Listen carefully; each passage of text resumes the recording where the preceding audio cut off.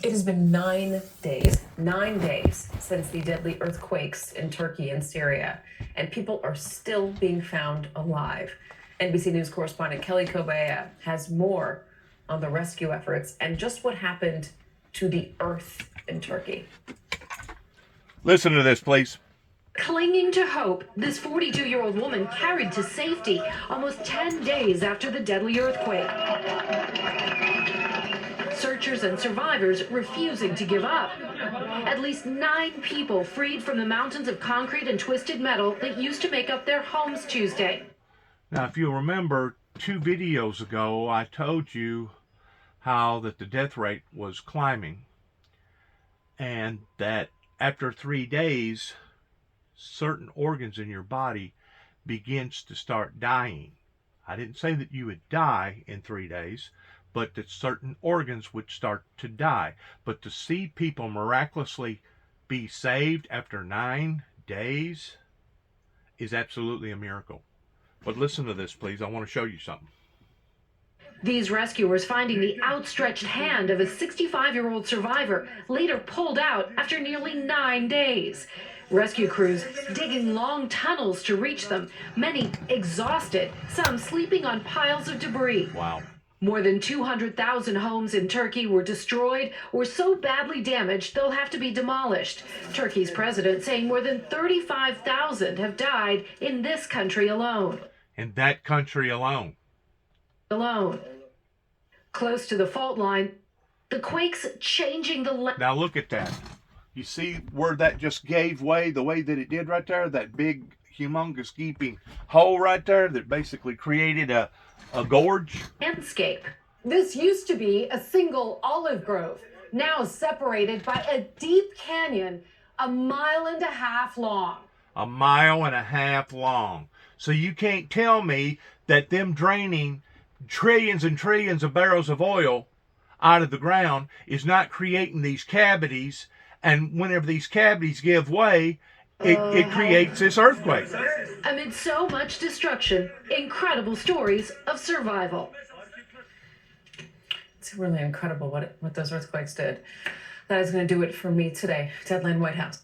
We can't even begin to fathom how this earth is basically intertwined below our feet towards what keeps everything intact. As a matter of fact, I just got through getting off the phone about an hour or two ago with an individual that I know in this area, and we was talking about the earthquake over there and how horrifying that it is to see something like that occur.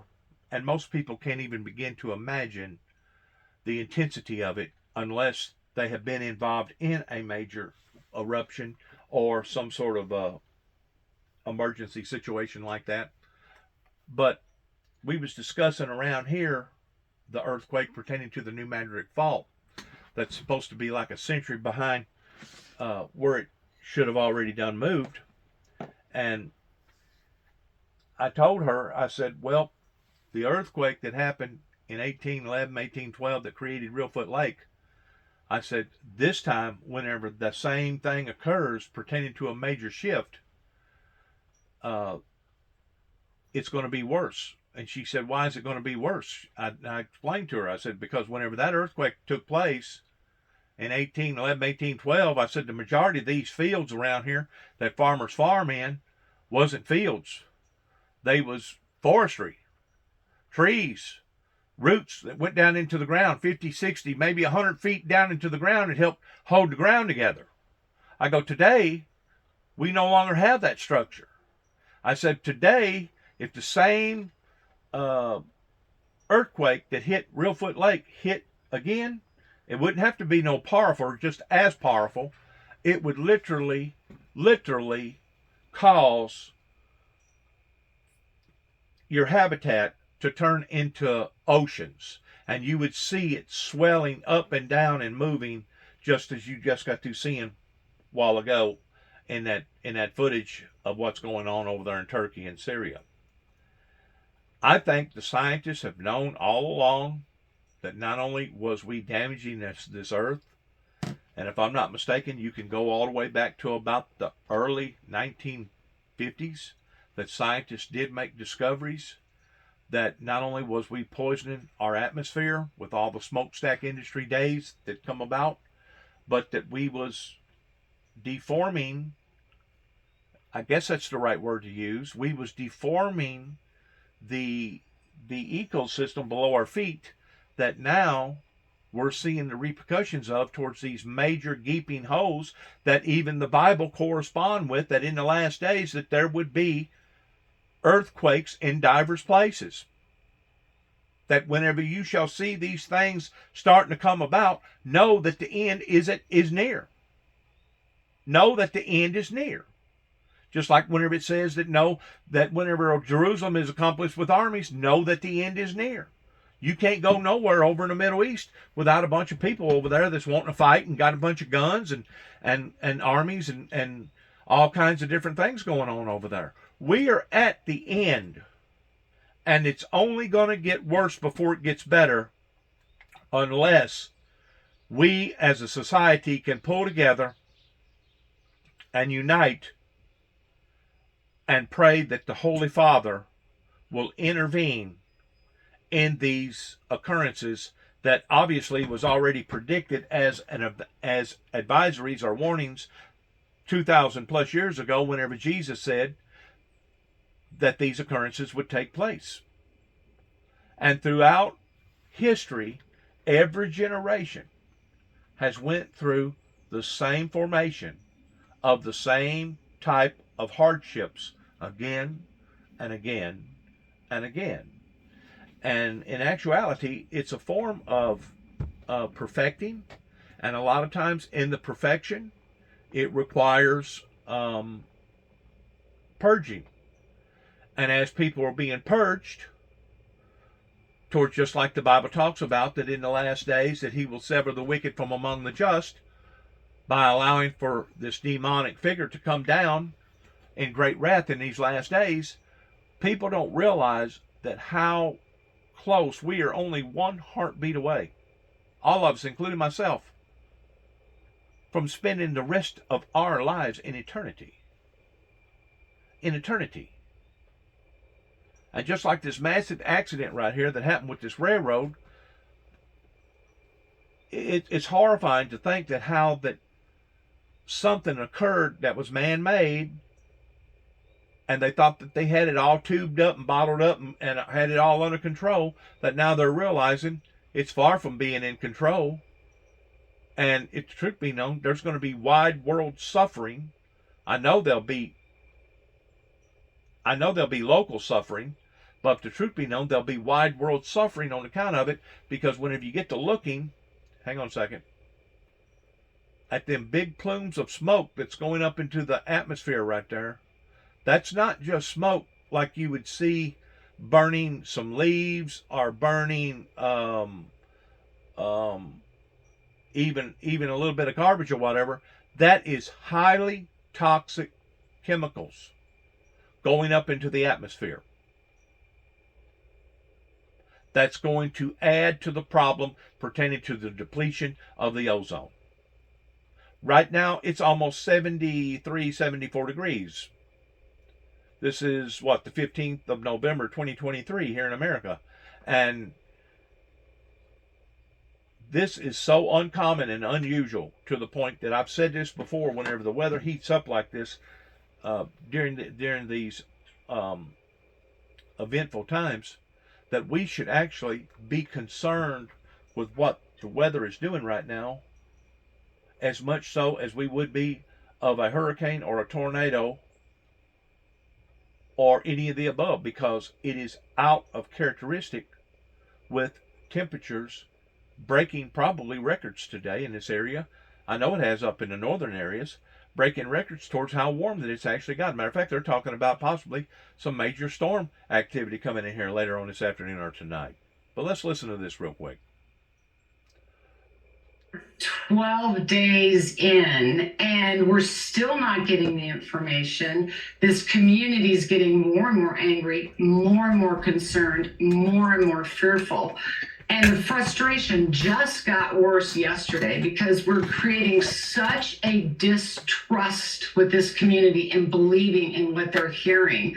after everything, and even in the absence of enough testing, in my opinion, to even deem that it was safe for them to go home, they're now told we have a water issue and to drink bottled water. So I'm generally involved because the community will reach out to me when these situations happen. Erin, you've got some very practical advice for people in the community. Will you talk about that? What frustrates me the most. These man-made toxins, just like whenever the Twin Towers fell. Let me put it this way. Whenever I was down in Mississippi helping with the Katrina damage in 2006, Katrina happened in 2005, I was working with FEMA, Corps of Engineers, and we actually had to go through a training section of understanding what our responsibilities was, and also a responsibility towards ourselves, towards remaining safe. We had to wear a hazmat suit. We had to wear masks. While we was tearing down houses, sometimes we would come across dead bodies of those that wound up getting killed during Hurricane Katrina. It, you know, these chemicals that man has produced by adding a little this and a little that, I guess it goes back to the witch doctor days. Basically, that's where medicine and stuff all come from. Adding a little this and add this root and that root and this root and that root, and all add them all together, and it turns out to be this. But these chemicals that are being dispersed into society is only adding that much more misery to the problem, in regards towards what the Bible says, that as you shall see the days approaching, that no flesh shall be saved, but for the elect's sake whom he has chosen, those days would be shortened. Now, whenever it talks about peace in the Bible, in regards towards Revelation chapter 6, verses 1 and 2, of the opening of the first seal, pertaining to the first horseman, the white horseman being released, that peace is supposed to be a peace within ourselves in regards towards fighting and being at war with one another. Just because it says that it's a peace within ourselves does not necessarily mean that it will be a peace here upon to the planet pertaining to seeing all these radical things that's going to occur pertaining to earthquakes, tornadoes, floods, droughts, famines, and all the above. Whenever it talks about peace, that's supposed to be a spiritual movement peace that obviously people around here didn't want to support. Obviously, the White House was the ones that created the resistance movement to begin with by not acknowledging, not just on one end pertaining to the superpowers and telling them that we was a country for peace, but also they never moved upon to it towards basically putting me out on the limb, towards the dry, in other words, I wasn't supposed to have made it this far. But because the hand of God has been upon me, I have made it this far. And every time they do something to me, it just adds that much more to my testimony, because I can validate the things that they've done because I was smart enough to keep up with the records. Ever since 1983, which was 40 years ago, I immediately was told through the Spirit, Dennis, start documenting your life.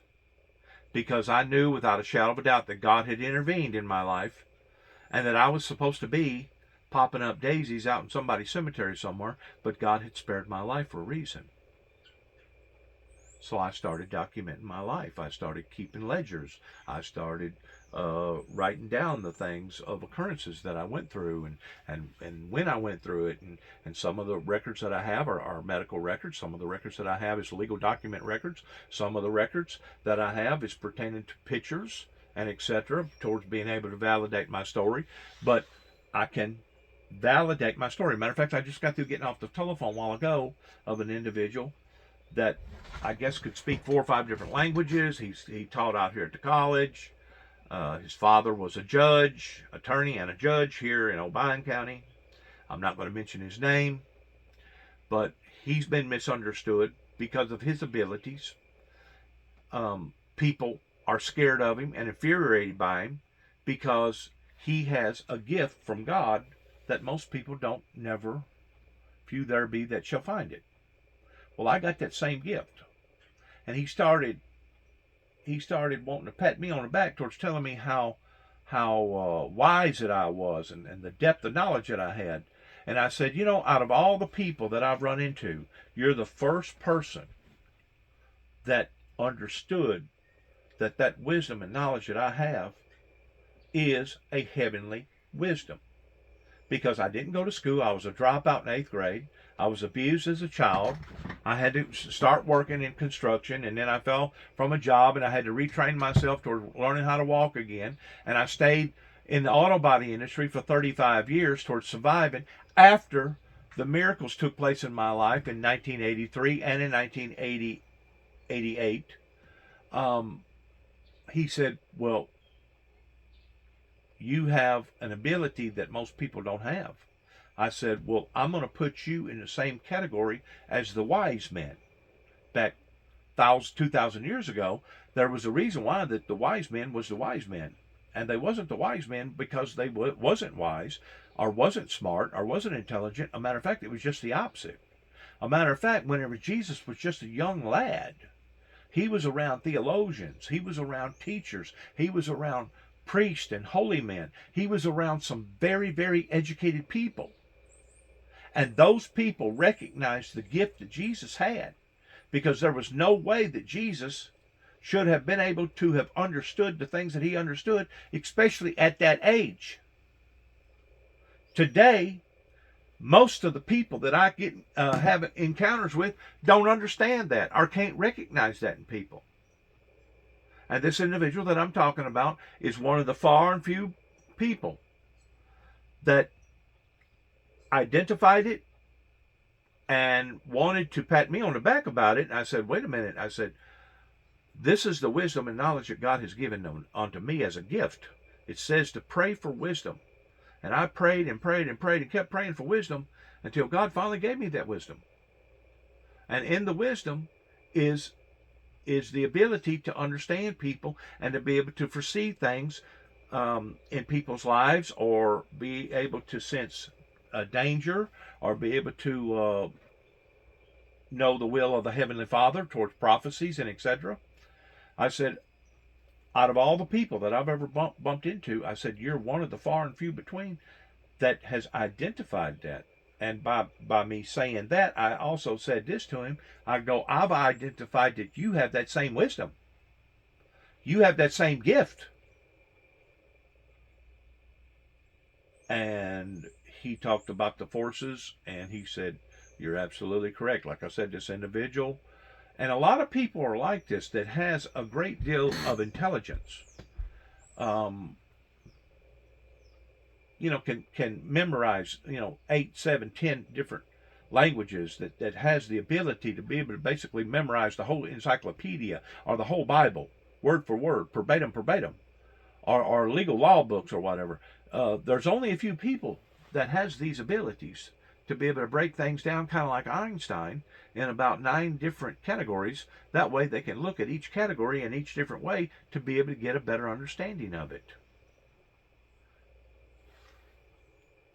What we're doing by creating all these chemicals is basically a walking, talking time bomb. Just like I told the lady on the telephone today, that if another earthquake hits in this area, just similar, don't have to exceed, just similar towards the New Madrid Fault, it will be 100, possibly 1,000 times worse. One of the reasons is because of the trees. We don't have the root structure no more. And the other reason why is because back whenever the 1811, 1812 earthquake hit, we didn't have near the commerce that we have, or people living on top of one another down in places like Memphis or St. Louis. And of course, you got all these other little towns in between. They claim that the earthquake that hit in northwest Tennessee that created the Reelfoot Lake actually rung the Boston Bell, that it was felt 2,000 plus miles away. So whenever you look at that earthquake that hit over in Turkey, understand that because of man that has created all these glaciers, all these holes, whenever the earth does shift with the platelets, it moves up and down, back and forth, high tide, low tide, etc., it is making things be disproportionalized to the point that it no longer just slips a little, but whenever it slips a lot.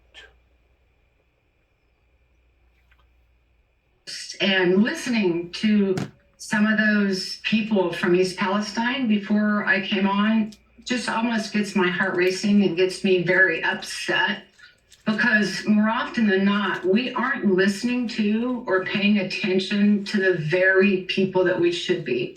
Those that were in harm's way, those that are living in it, breathing in it, experiencing it, and we're not learning or listening from them. Rather, the narrative will come from what an agency is telling them, or who the defendant, in this case, Norfolk Railroad, and the testing that they're doing. And they want to believe in that, but their symptoms continue and they are worried. Their animals are dying. All of us are watching this unfold. What I want to say to them is, you have got to use your best common senses. I can't share enough with you, Nicole, working across this country in these issues, especially with their moms. They know it's instinctual. I need them to stay with that, because at this point, we're not getting the answers that we need.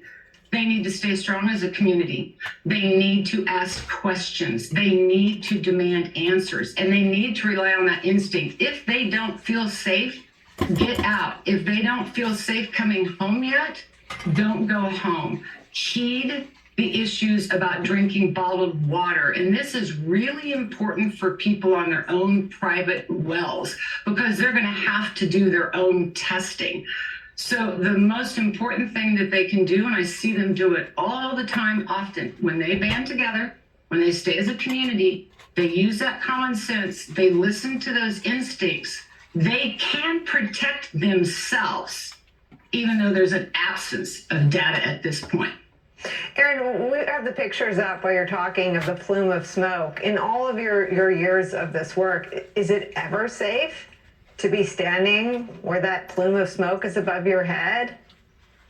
No, and common sense would tell you that. And this is why they don't believe what's going on as this plume continues to go on. They're smelling it, they're tasting it. And this is something today that I became concerned about that I would really like to share with you. Please. We are focusing it and hearing about the vinyl chloride. But there's another compound out there that they're not really sharing much about, and it's the butyl acrylate. So they're saying, and what we do know at this very moment, that the butyl acrylate has been detected outside of the containment area in the creeks headed for the rivers. What worries me about this chemical is that what they're not testing for, the additive to that chemical. That additive is benzene. We haven't been confirmed that they're testing for that, but that becomes another very large, big game changer. Are these people being exposed to benzene? If they are, we need to start doing blood draws immediately. And is that benzene headed to the Ohio River? That's going to go to the Mississippi. We're going all the way down to Louisiana. They're prepared, and they know it's coming to shut down their intake valves that will allow it to pass by. But it won't evaporate or absorb in the water. And so at this point, I'd really like to know that information, because they need to start setting up booms as well. And communities need to be on higher alert about benzene. And we need to know. And that's the thing that's so maddening for me, our own agencies and the lack of information and data sets that are coming out that even put them in a position to deem it safe to come back. besides that, she ain't even touching off on this part. Whenever you have that benzene, it goes up into the atmosphere, and then the atmosphere recreates moisture, and then the moisture falls from the sky. What falls with the moisture? Benzene. You know, so many of the scientists and doctors don't even talk about what went on with the flooding in Texas and what's went on with the flooding in Louisiana and Mississippi. But anytime you have massive amounts of flooding, yeah, you can go in, yeah, you can decontaminate everything, but by and large, you're still going to have fragments of mold and etc. And all this stuff is an additive towards throwing this great nation off into a sick bed. That's what it talks about with the 7 churches in the first 4 chapters of Revelations. For if you do not repent, I will throw thee off into a sick bed. And we was already, I've said this before, we was already a very, very sick nation way before COVID ever hit. It just so happens now that COVID has hit, it has accelerated everything, and now people are beginning to pay more attention to health matter issues, just like this lady that's talking about this major catastrophe that is horrifying in lots of ways. Especially, you don't necessarily have to be just right there at it. That's the reason why I said it can become another global event once it goes up like that into the atmosphere. God only knows who's going to be affected by it. The community needs to be on high alert and know what's happening and be prepared. And at this point, they're going to have to really protect themselves until we know for fact what is or isn't and what chemicals are or aren't in that community and burning in that plume. Rick, you have a question for Aaron? Yes, Aaron, thank you for your work on this. In 2015, Aaron, there was a similar derailment in North Dakota, and the Obama administration passed regulations asking for electronic pneumatic brakes for trains that have this kind of material on it.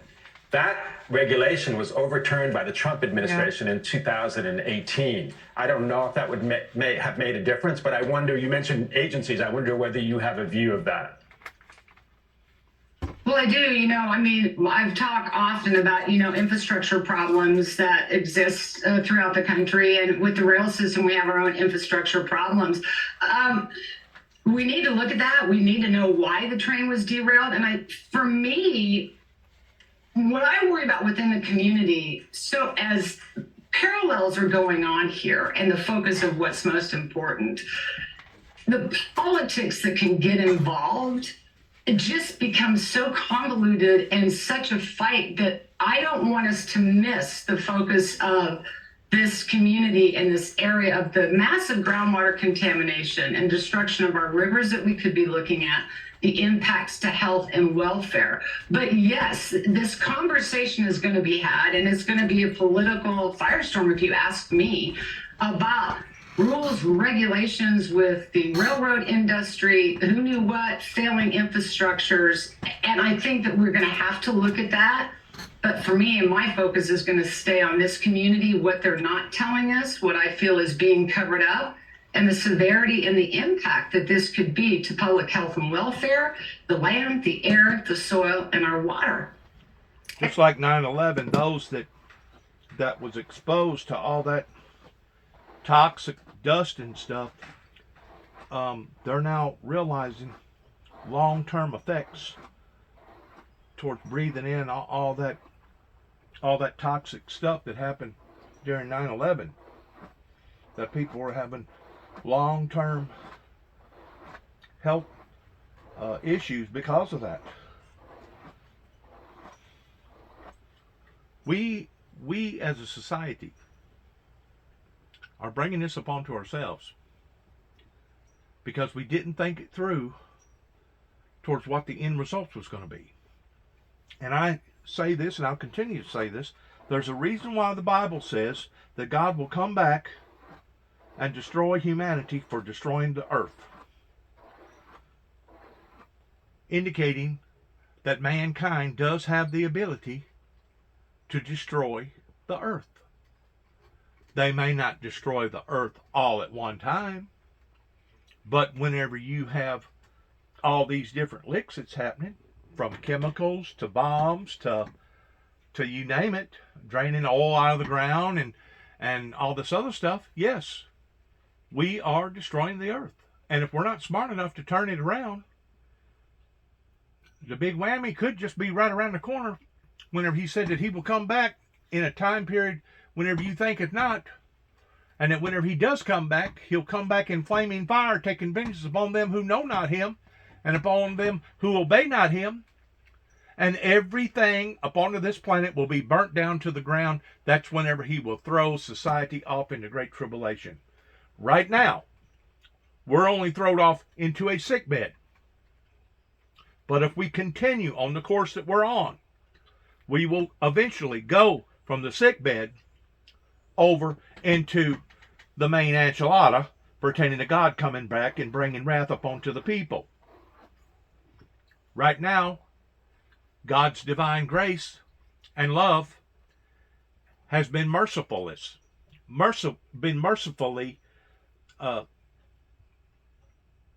in conjunction to what we're going through because of him winking at our ignorances. But that only goes so far regarding the problems that we're bringing upon to ourselves. That's the reason why I say the things that I say, of the reason why that I am so upset. I'm basically, I know the powers of God, and I know the powers of evil, and I know that it was the Luciferian Lucifer that has brainwashed all these people in thinking that global warming was not real. And to do a catch up, to backtrack, to crawfish now, and to do a catch up, I don't even know that it's possible. Because we've done so much damage to this planet in one form or the other, to the degree it's definitely going to have to be just like Billy Graham's son, Franklin Graham, said, that it's going to take God to save us all. And if we don't understand that and pull to that, then inevitably we may be looking at the doom of this planet. And that is so horrifying for me to even think of that, because of all the animal life and all the human life and all the life in general. Because this is God's creation. And we're part of God's creation. But we haven't been smart. We didn't listen and obey and reverence to the signs pertaining to the things that we was doing to one another. Aaron, we're going to continue to call on you on this. You have both a special and specific expertise, but also a real compassion for the human beings who are enduring the unthinkable, going about their lives, and now they're afraid to drink the water in their own wells. It's just an unbelievable event. Thank you so much for spending time with us. And thank you, my friend, for being here at the table with us. When we come back, civil rights activists, students, teachers, and families, all led by the Reverend Al Sharpton, and fighting back against Governor Ron DeSantis' efforts to strip Black history from Florida schools. What they're doing in the face of an unprecedented assault on education and history is next. I'm going to bring that up real quick, and then I'm going to leave it alone. Florida is one of the worst states to have sinkholes. And that's basically what that was over in Turkey. It was an underground sinkhole that nobody even knew was basically even there, or if they did, they didn't act like it. And between the platelets shifting, it only exacerbated the problem pertaining to the massive amounts of oil that has been drained over there in the Middle East. I'm surprised that it wasn't worse than what it was. And there's probably going to be yet more to come because of that very thing. The earth is almost pulled together like glue. And as we're draining the crude oil out of the earth, we're eliminating something that was put there for a reason. And it wasn't put there so you and I could drive down the roads and put on our cool sunglasses on Sunday and brag about how nice of a vehicle that we have. It was put there for a friction reducer, and it was put there to eliminate the heat in the core of the earth of expanding out from the earth. And we have noticed such of an intensity of volcano activity below the seas and the oceans now that is only warming up the water from the bottom up, just like putting a pan of water on a stove and warming the pan up. What I want to say about Florida with the sinkholes is that the only thing that is saving Florida right now from massive sinkholes is the fact that the water table is rising rather than going down.